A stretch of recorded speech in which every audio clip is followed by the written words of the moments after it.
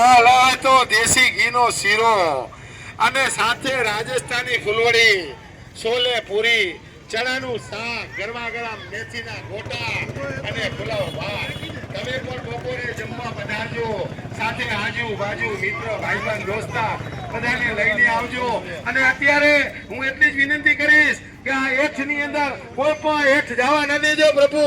તમે એકદમ ડીશ એવી સાફ કરીને અમારા વેસ્ટર્ન ટબમાં મૂકશો.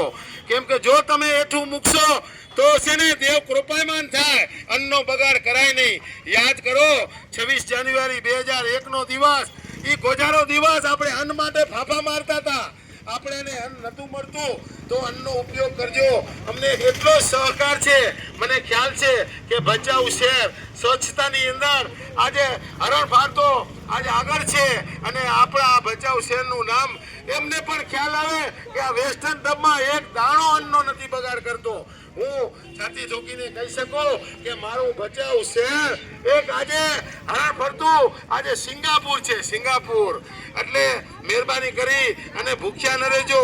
જોઈએ તો અમારા કાઉન્ટર ઉપર સેવાભાવી દરેક વોલેન્ટિયરો આપણે જોઈએ તેટલું આપશે. એકવાર બે વાર ભલે પેટ ભરીને નાસ્તો કરશો, પણ વિનંતી એટલી જ છે કે તમારી ડીશ વેસ્ટર્ન ટબમાં એવી કોરી મૂકજો કે એની અંદર એક પણ અન્નનો બગાડ ન થાય, અન્નનો બગાડ ન થાય. બસ એ જ આશા. આ મહાવીર અનુકંપા કેન્દ્ર આજે સવારથી આજે નાના નાના ભૂલકાઓ પણ ખરેખર આજે આવી ઠંડીમાં વહેલા આવીને ખરેખર જે સેવા આપ્યા છે એમનો પણ અમે આભાર વ્યક્ત કરીએ છીએ. અને આ બધું જો મહાવીર અનુકંપા કેન્દ્રનું શક્ય હોય તો આજે દેવગત થયેલ આત્માઓના આત્મસ્યાર્થે આ બેનરની અંદર તમે દાતાઓ જુઓ. અરે આ એક ભચાઉ શહેર એવું છે કે 5 માંગો ને 25 મળે. અરે ખરેખર જો આભાર વ્યક્ત કરીએ તો આ દાતાશ્રીઓના સહકારથી આ 2007 ની અંદર આ સંસ્થા ખૂબ જ ફૂલી ફાલી છે.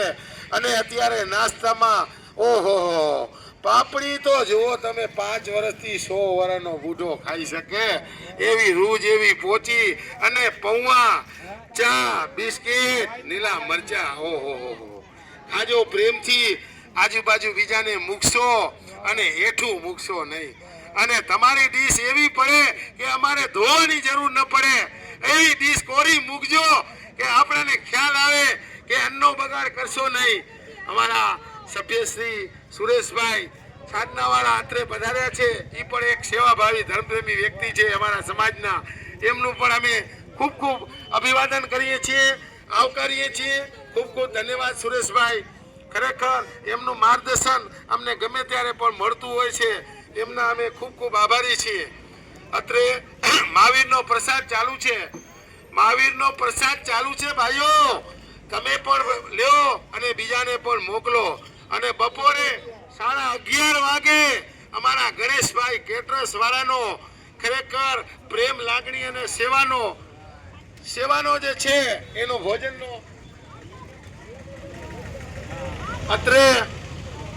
અત્રે રૂપ